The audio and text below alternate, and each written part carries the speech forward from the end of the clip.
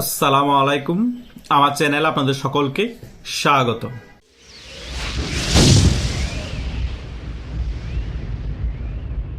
সর্বকালের সেরা প্লেয়ার পেলেকে বলুন বা মেসিকে বলুন না কেন, তারাও কিন্তু প্রত্যেকটা ম্যাচ একই রকম ভাবে ভালো করে খেলতে পারে না। কখনো কখনো তাদেরও কিন্তু খারাপ সময় এসেছে।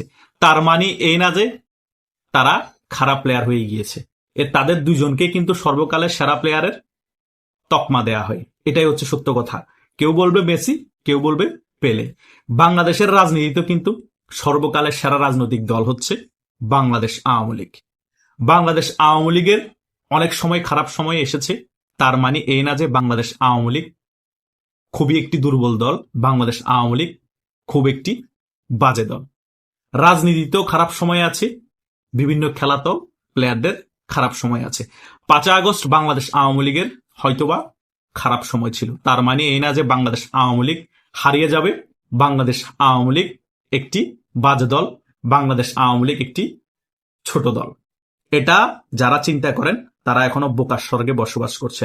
কারণ আমি প্রথমেই বলে দিয়েছি, বাংলাদেশ আওয়ামী লীগ হচ্ছে বাংলাদেশের ইতিহাসে সর্বকালের সেরা রাজনৈতিক দল। এই বাংলাদেশ আওয়ামী লীগের হাত ধরেই কিন্তু বাংলাদেশের জন্ম হয়েছে। সেটা আমাদের ভুলে গেলে চলবে না। গত 17 মাসে শেখ হাসিনা ওনার নেতাকর্মীদেরকে নিয়ে ভারতের মধ্যে বড় করে কোনো বৈঠক করেননি। যখন গত 2-3 দিন আগে একটি মানবাধিকার সংস্থার প্রোগ্রামে সাবেক শিক্ষামন্ত্রী নোফেল সাহেব এবং সাবেক পররাষ্ট্রমন্ত্রী হাসান মাহমুদ এবং নিজুম মজুমদার সহ একটি সংবাদ সম্মেলন করে, ওটার পরের দিনই কিন্তু শেখ হাসিনার সাথে আওয়ামী লীগের সকল শীর্ষ পর্যায়ের নেতাদের একটি গুরুত্বপূর্ণ বৈঠক হয় প্রায় 17 মাস পরে। সেখানে অনেক গুরুত্বপূর্ণ আলোচনা হয় বাংলাদেশের আওয়ামী লীগের রাজনীতির আগামীর ভবিষ্যৎ নিয়ে, এবং প্রত্যেক নেতাকে তার দায়িত্ব পালন করার জন্য শেখ হাসিনা নির্দেশ দিয়ে দেন। এখন সেই সকল নেতাগুলো তাদের দায়িত্ব কিভাবে পালন করবে, তারা কিভাবে কোন জায়গায় আওয়ামী লীগের নেতাকর্মীদেরকে সংগঠিত করবে, একান্তই তাদের উপর ডিপেন্ডেন্ট। কারণ শেখ হাসিনার কাজ একাই করে যাচ্ছে এই 80 বছর বয়সে।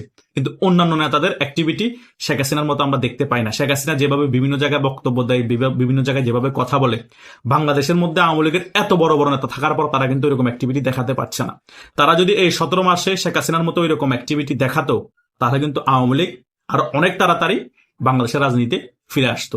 সেই সকল বিষয় কিন্তু শেখ হাসিনা হয়তোবা শীর্ষ পর্যায়ের নেতাদেরকে বুঝাতে চেয়েছে। তারা কতটুকু বুঝেছে, তারা কতটুকু আগামীতে আওয়ামী লীগের জন্য অ্যাক্টিভলি কাজ করবে এবং বিভিন্ন জায়গায় আওয়ামী লীগের কর্মীদেরকে সংগঠিত করবে, সেটা একমাত্র আল্লাহ জানেন। কিন্তু এটা আমি আপনাদেরকে বলে দিতে পারি, বাংলাদেশে আওয়ামী লীগের রাজনীতি অ্যাক্টিভলি ফিরে আসুক এখনো বা না আসুক, এখনো 17 মাসেও কিন্তু বাংলাদেশের সকল কিছুই আওয়ামী লীগ ওপেনলি বলেন আর হিডেনলি বলেন নিয়ন্ত্রণ করেছে।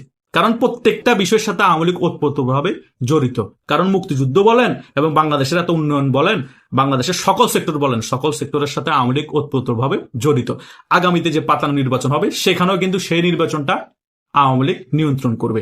আওয়ামী লীগ ভোট না দিলে নির্বাচনে গ্রহণযোগ্যতা পাবে না। আবার আওয়ামী লীগ যদি জামাতের পক্ষে তাদের কর্মীদেরকে ভোট দিতে বলে, তারা জামাত সরকার গঠন করবে, বা বিএনপি পক্ষে যদি ভোট দিতে বলে বিএনপি সরকার গঠন করবে। আর আওয়ামী লীগ ভোট না দিলে ভোট কোনো জায়গায় স্বীকৃতি পাবে না এবং নির্বাচনে ভোট পার্সেন্টেজ কম থাকবে, কোনো দেশই স্বীকৃতি দিবে না।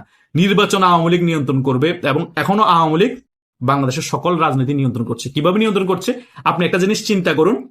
বিএনপির সাথে এখন জামাতের খুবই খারাপ সম্পর্ক, হঠাৎ ভালো হয়ে যায়। যখন আওয়ামী লীগ হঠাৎ করে ঝটিকা মিছিল দেওয়া শুরু করে দেয়, তখন বিএনপি জামাত ডক্টর ইউনূস ডেকে নিয়ে আবার ঐক্যবদ্ধ হয়ে যায়। তার মানে আওয়ামী লীগের উপর বাংলাদেশের রাজনীতি ডিপেন্ডেন্ট। আওয়ামী লীগ রাজপথে নামলে এখন যারা আছে মামু ভাই কিনা সকলে ঐক্যবদ্ধ হয়ে যায়। আবার আওয়ামী লীগ চুপ থাকলে তারা আবার সরকারি দল বিরোধী দলের মতো আচরণ করা শুরু করে দেয়। মানে আওয়ামী লীগ রাজনীতিতে থাকলেও আওয়ামী লীগ রাজনীতি নিয়ন্ত্রণ করে, না থাকলেও আওয়ামী লীগ বাংলাদেশের রাজনীতি নিয়ন্ত্রণ করে। সে কারণে আমি ভিডিও শুরুতেই বলেছি, বাংলাদেশের রাজনীতিতে আওয়ামী লীগ হচ্ছে সর্বকালের সেরা রাজনৈতিক দল। তারা অফ ফর্মে থাকলেও তারা সর্বকালের সেরা হিসেবেই থাকে। আর যখন তারা তাদের সত্যিকারের ফর্মে চলে আসবে, তখন বাংলাদেশে কি পরিমাণ খেলা উত্তেজিত হবে, কি পরিমাণ বাংলাদেশের জন্য উত্তেজিত হবে এবং বাংলাদেশে কি পরিমাণ ভূমিকম্প আসবে আপনারা চিন্তা করতে থাকুন। ওই যখন মেসি গোল দিয়ে শুধু মেসি মেসি করতে করতে যখন আপনারা মুখের ফেনা তুলে ফেলেন, ওই পরিস্থিতি হবে। ওই পেলের আমলে যখন খেলা দেখেছেন বা পেলের আমলে যারা বেঁচে ছিল, যারা খেলা দেখেছে, পেলে গোল দিলে যখন পেলে পেলে করতে করতে মুখে ফেনা চলে আসে, ওই রকম পরিস্থিতি হবে যখন বাংলাদেশ আওয়ামী লীগ সংগঠিত হয়ে রাজপথে নামবে। সকল জায়গায় মনে হবে ভূমিকম্প চলতেছে, স্টেডিয়ামে যেভাবে সারা শব্দ পড়ে যায় ওই রকম শুধু উল্লাস হবে, বুনো উল্লাস হবে। এটাই হচ্ছে বাস্তবতা। কথা বুঝেন নাই? আওয়ামী লীগ ওইভাবেই ফিরে আসবে। শেখ হাসিনার এই 17 মাস পরের সবচেয়ে বড় বৈঠকটি সবচেয়ে গুরুত্বপূর্ণ হয়েছে এবং গুরুত্বপূর্ণ বাংলাদেশ আওয়ামী লীগের আগামীর রাজনীতির জন্য। কিন্তু বাংলাদেশ আওয়ামী লীগের শীর্ষ পর্যায়ের নেতাদেরকে আরো শক্তভাবে সকল কিছু হ্যান্ডেলিং করতে হবে এবং মাঝারি পর্যায়ে যারা নেতা আছে তারা আস্তে আস্তে দেশে ফিরে আসার চেষ্টা করতে হবে এবং তৃণমূলকে আরো চাঙ্গা করতে হবে এবং আগামীতে মাঝারি পর্যায়ে যারা নেতা আছে তাদের নেতৃত্বে বাংলাদেশ আওয়ামী লীগের সকল কর্মীকে উজ্জীবিত করতে হবে। এরপর আস্তে আস্তে যখন পরিস্থিতি আরো নিয়ন্ত্রণ আসবে, শীর্ষ পর্যায়ের সকল নেতা বাংলাদেশে ঢুকে যেতে হবে। কারণ এভাবেই করে বাংলাদেশ আওয়ামী লীগের রাজনীতি দাঁড়িয়ে যাবে, কেউ ঠেকাতে পারবে না। কারণ বাংলাদেশ আওয়ামী লীগের যে পরিমাণ জনসমর্থন আছে বাংলাদেশে, একটু চাঙ্গা হয়ে গেলে খেলা ফাইনাল হয়ে যাবে। কথা বুঝেন নাই? কারণ শেষ খেলা তো আওয়ামী লীগের হাতেই, ফিনিশিং তো আওয়ামী লীগই দিবে। খেলা শুরু করেছেন আপনারা 5 আগস্টের পর থেকে, খেলা তো এখনো শেষ হয়নি, খেলা তো এখনো চলমান। খেলা শেষ করবে এই বাংলাদেশ আওয়ামী লীগ, এটা লিখে রাখুন। এর আগে এরকম অনেক ইতিহাস আছে। বাংলাদেশ আওয়ামী লীগের উপর এরকম অনেক স্টিমুলার চলেছে, অনেকবার নিষিদ্ধ করা হয়েছে, কোণঠাসা করে রাখা হয়েছে। তারাই খেলা শুরু করে দিয়েছিল এই সকল বিষয় করে, পরে আওয়ামী লীগ আবার ফিরে এসে আওয়ামী লীগ খেলা শেষ করেছে।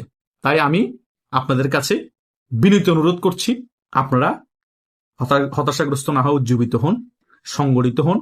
আপনাদের যে সকল সিনিয়র পর্যায়ের নেতারা আছে তাদের সাথে যোগাযোগ স্থাপন করুন এবং সিনিয়র পর্যায়ে যারা নেতারা আছেন তাদের কর্মীদের সাথে যোগাযোগ স্থাপন করে তাদের সুযোগ সুবিধা দেন এবং তাদের কি প্রবলেম সেটা জানতে চান এবং তাদের যদি ফাইন্যান্সিয়াল প্রবলেম থাকে সেটা তো তাদেরকে সাপোর্ট দেন। মোটামুটি এখন গুছিয়ে নিতে হবে। 17 মাস পেরিয়ে যাচ্ছে, এখনো চুপচাপ হয়ে বসে থাকলে গা বাঁচানোর রাজনীতি করলে লাভ নাই। অনেক টাকা কামিয়েছেন, দলটাকে বিক্রি করে কিছু টাকা এখন দলের জন্য ছাড়েন, দলকে সংগঠিত করেন। নেত্রী যে সকল দিক নির্দেশনা দিচ্ছে আপনাদের সাথে দফায় দফায় বৈঠক করে সেগুলো পালন করেন। আর 17 মাস পরে নেত্রী এই বৈঠকটা করেছে, নিশ্চয়ই কোনো কারণ আছে। কথা বুঝেন নাই? তো নেত্রীকে এই শেষ বয়সে অন্তত খুশি করুন। এই নেত্রীকে বিক্রি করে, আওয়ামী লীগকে বিক্রি করে কম টাকা কামান নাই। ছেলে মেয়েদেরকে হাজার হাজার কোটি টাকা দিয়ে বিদেশে পড়ালেখা করিয়েছেন এবং ছেলেদেরকে বিদেশে রেখেছেন, ফ্যামিলিকে বিদেশে রেখেছেন। আপনাদের ফ্যামিলিও সুরক্ষিত আছে। অন্তত দেশে যারা আওয়ামী লীগের কর্মী আছে তাদেরকে সুরক্ষিত করার জন্য, তারা যাতে বুক ফুলিয়ে চলতে পারে, তারা যাতে মিথ্যা মামলা জেলে না যায়, সেই কারণে অন্তত কাজ করুন। সকলের কাছে এই আশাটা তো আমরা রাখতেই পারি যারা মুক্তিযুদ্ধের পক্ষে শক্তি আছে। কথা বুঝেন নাই? আপনারা হাজার হাজার কোটি টাকা পাচার করেছেন, দুঃখ নাই। আপনারা আপনাদের ছেলে মেয়েদেরকে বিদেশে পড়ালেখা করিয়েছেন, দুঃখ নাই। আপনারা আওয়ামী লীগ ক্ষমতা থাকা অবস্থায় দুর্নীতি করেছেন এবং বিভিন্ন রকমের অপকর্ম করেছেন এবং আওয়ামী লীগের কর্মীদেরকে ব্যবহার করেছেন, তাতেও দুঃখ নাই। অন্তত 17 মাস পরে দলের জন্য নিবেদিতভাবে কাজ করুন এবং তৃণমূল কর্মীদের জন্য কাজ করুন, তাদেরকে সাহায্য সহযোগিতা করুন। তারা সকল দুঃখ তৃণমূল কর্মীরা ভুলে যাবে, আপনাদেরকে আবারও গ্রহণ করবে। তা না হলে আগামীতে যদি আপনারা আবার সাদা পাঞ্জাবি পরে স্টেজে আসেন, রাজপথে নামেন, এই তৃণমূল কর্মীরা আপনাদের পাঞ্জাবি রাখবে না, অন্যদেরকে মারার আগে আপনাদেরকেই গণধোলাই দিয়ে রাজপথে শুয়ে দিবে। এটাই ঘটবে আপনাদের ভাগ্যে, কারণ তারা এত পরিমাণ খ্যাপা হয়ে আছে। সেগুলো যাতে না ঘটে, অন্তত সম্মান রেখে বিদায় নিতে পারেন, সেজন্য এখন আওয়ামী লীগের হয়ে অ্যাক্টিভলি আপনাদের কাজ করতে হবে। আমি এই বিষয়গুলো নিয়ে অনেকবার আলোচনা করেছি, কিন্তু কিছুদিন পর পর সকল মুক্তিযুদ্ধের পক্ষ শক্তি যারা আছে, আমাকে ইউটিউবে সাবস্ক্রাইবার যারা আছে, মেসেঞ্জারে আমাকে অনেকেই মেসেজ করে, ভাই এই বিষয়ে আপনি বারবার আলোচনা করুন, তাদের কাছে এই বিষয়গুলো বারবার পৌঁছান, তারা কেন বুঝছে না, সেই কারণে আমি এগুলো বারবার আলোচনা করছি। আশা করছি এই ভিডিওর মধ্যে মোটামুটি আমি বেসিক ব্যাপারগুলো আপনাদের কাছে ধারণা দিতে পেরেছি। যারা ভিডিওটি দেখছেন অনেক কিছু বুঝতে পেরেছেন। তারপরে যদি আপনাদের কিছু জানার থাকে, মন্তব্য থাকে, সে সকল বিষয় আমাকে কমেন্ট বক্সে জানাতে পারেন। আর যাদের সাথে আমার হোয়াটসঅ্যাপে যুক্ত আছে এবং মেসেঞ্জারে যুক্ত আছে, তারা মেসেঞ্জারে মেসেজ দিতে পারেন। ধন্যবাদ সকলকে।